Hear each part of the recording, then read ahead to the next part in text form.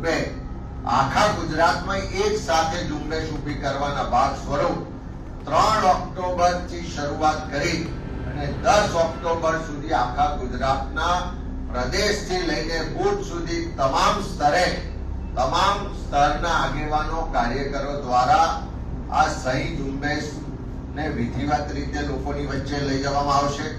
આ સહી ઝુંબેશના માધ્યમથી લોકોનું સમર્થન મેળવવામાં આવશે।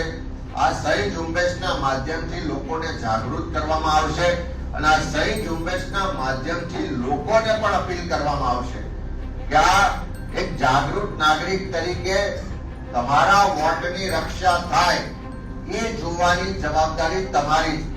તમારા વોટનો દુરુપયોગ કોઈ બીજો ના કરી જાય એ જોવાની જવાબદારી તમારી છે। આ ખાલી કોંગ્રેસ પક્ષની જવાબદારી નથી, પણ લોકશાહી બચાવવાની જવાબદારી આ દેશના એક નાગરિકની છે। અને એક જાગૃત નાગરિક તરીકે, ગુજરાતી તરીકે બધાને વિનંતી કરીએ કે તમે બધા પણ આ અભિયાનમાં વોટ રક્ષક તરીકે જવાબદારી સ્વીકારીને જોડાઓ।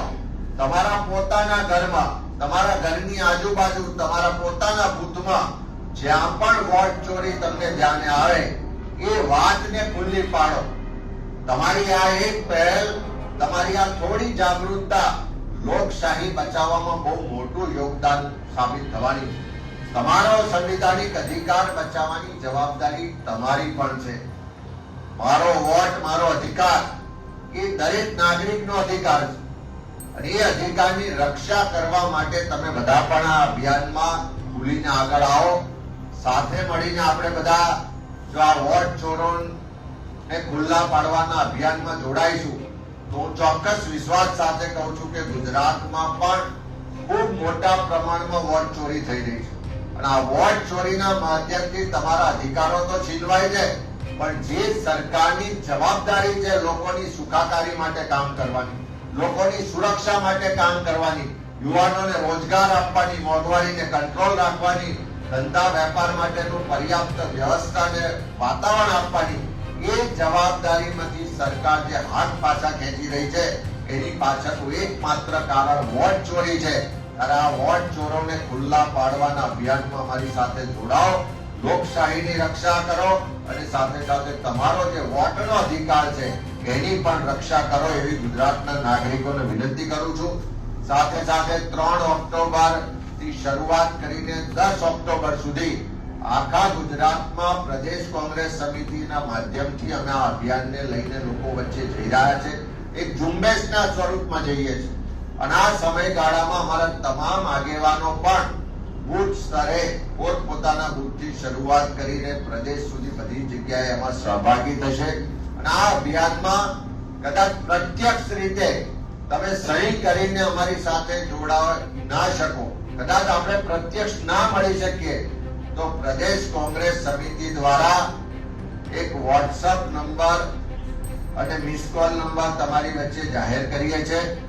જે પણ લોકો લોકશાહી બચાવવાના અભિયાનને સમર્થન આપતા હોય, જે પણ લોકો પોતાના વોટના અધિકારની રક્ષા માટે વોટ રક્ષક બનીને આગળ આવવા માંગતા હોય, તમારા અને આ ગુજરાતના લોકોના સંવિધાનિક અધિકારોની રક્ષા માટે તમે જો આ અભિયાનમાં જોડાવા માંગતા હોય તો જે અમારો મિસ કોલ નંબર છે 080 4735 8455 080 4735 8455 આ મિસ કોલ નંબરના માધ્યમથી તમે બધા પણ આ લોકશાહી બચાવવા, તમારા મતના અધિકારની રક્ષા માટે અભિયાનમાં જોડાઈ શકો છો।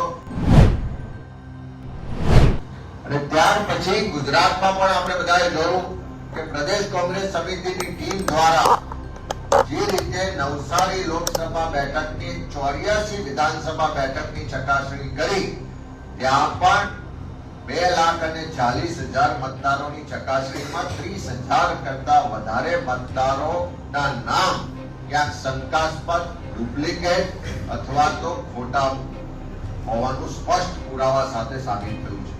ત્યારે આખા દેશમાં વોટ ચોરી થઈ રહી છે અને આ વોટ ચોરી થી ચૂંટણીઓ જીતી જવાય છે. અને એટલા જ માટે ગુજરાત હોય કે દેશની સરકાર હોય, પ્રજા એક બાજુ મોંઘવારીથી પરેશાન છે, યુવાઓને રોજગાર નથી મળતો, ખેડૂતો આર્થિક રીતે પાયમાલ થઈ ગયા છે, વેપારીઓના ધંધા વેપાર ચોપટ થઈ ગયા છે, ગરીબ સામાન્ય માણસને કોઈ પણ એનો અધિકાર કે ન્યાય નથી મળતો. બધા જ વર્ગ વિસ્તારના લોકો પરેશાન છે. યુવાઓ, મહિલાઓ હોય, ખેડૂતો હોય, વેપારીઓ હોય, સમાજના બધા જ વર્ગ વિસ્તારના લોકો પરેશાન છે. પણ સરકાર બિંદાસ છે, કારણ કે એને ખબર છે કે ભલે લોકો ગમે તેટલા નારાજ હોય, પણ ચૂંટણીઓ આવશે એટલે અમે વોટ ચોરી કરીશું, ચૂંટણીઓ આવશે એટલે અમે ચૂંટણી પંચને સાથે રાખીને વોટ ચોરી કરી અને ચૂંટણીઓ જીતી જઈશું. એટલે ભલે લોકો ખાડામાં પડે, ભલે લોકોને મોંઘવારીનો માર સહન કરવો પડે, ભલે પેપરો ફૂટે, ભલે લોકોને નોકરીઓ ના મળે, કર્મચારીઓ આંદોલન કરે, કામદારો પરેશાન હોય, પણ સરકારને કોઈની ચિંતા નથી, કારણ કે સરકારમાં બેઠેલા લોકો આ વોટ ચોરી સાથે સીધા સંડોવાયેલા છે. અને આપણે વોટ ચોરી એટલે શેની ચોરી? વોટ ચોરી એટલે તમારા, મારા, આપણને સૌને જે દેશના સંવિધાને અધિકારો આપ્યા છે, અધિકારોની ચોરી. વોટ ચોરી એટલે આપણી ઓળખની ચોરી છે. અને વોટ ચોરીને કારણે લોકોનો અવાજની ચોરી થઈ જાય છે, લોકોના અધિકારની ચોરી થઈ જાય છે, લોકોને સ્વતંત્રતાની ચોરી થઈ જાય છે, જે ઉત્પાદનો થાય છે એની ચોરી થઈ જાય છે, શિક્ષણ કે અન્ય જે વ્યવસ્થાઓ છે એમાં જે ખોટું થાય છે, બધી જગ્યાએ આ વોટ ચોરીની અસર થાય છે. એટલા જ માટે ઓલ ઇન્ડિયા કોંગ્રેસ કમિટી દ્વારા જ્યારે દેશના નેતા રાહુલ ગાંધી દ્વારા જે વોટ ચોરીનું આખું નેક્સસને એક્સપોઝ કરવામાં આવ્યું, ત્યારે ચૂંટણી પંચે જવાબ આપવાનો હતો. જે પણ અનિયમિતતાઓ, ચોરી પકડાય એની પર કાર્યવાહી કરવાની જવાબદારી ચૂંટણી પંચની હતી. પણ એ ચૂંટણી પંચ વિપક્ષના નેતા રાહુલ ગાંધીજી પાસે એફિડેવિટની માંગણી કરતું, ચૂંટણી પંચ ચૂપ રહેતું, કોઈ કાર્યવાહી ના કરે. અને બીજી બાજુ જાણે પોતાની ચોરી પકડાઈ ગઈ હોય એમ ભાજપનો નાનામાં નાનાથી લઈને મોટો નેતા ચારે તરફ કાગા રોડ મચાવતા હતા, બૂમાબૂમ કરતા હતા. એનો સ્પષ્ટ મતલબ છે કે વોટ ચોરીનું જે નેક્સસ છે એના છેડા ક્યાંક ને ક્યાંક કમલમ સુધી પહોંચે છે. એ પકડાઈ જવાને કારણે આખી ભારતીય જનતા પાર્ટી આજે બૂમાબૂમ કરી રહી છે. અને એટલા જ માટે આ વોટ ચોરીના નેક્સસને ખુલ્લું પાડવા માટે આ કોઈ રાજકીય કાર્યક્રમ નહીં, પણ તમારા, મારા, ભારત દેશના વાસીઓના જે સંવિધાનિક અધિકારો છે એની રક્ષા માટેનો કાર્યક્રમ છે.